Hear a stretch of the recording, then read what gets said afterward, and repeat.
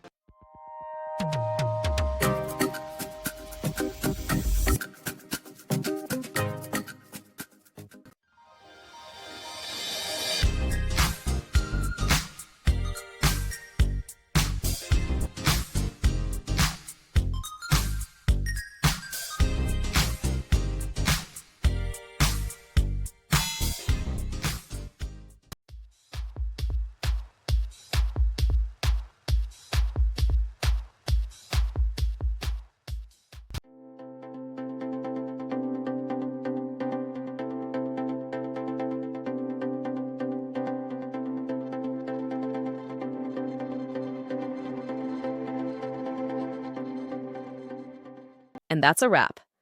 I hope you found the answer you were looking for.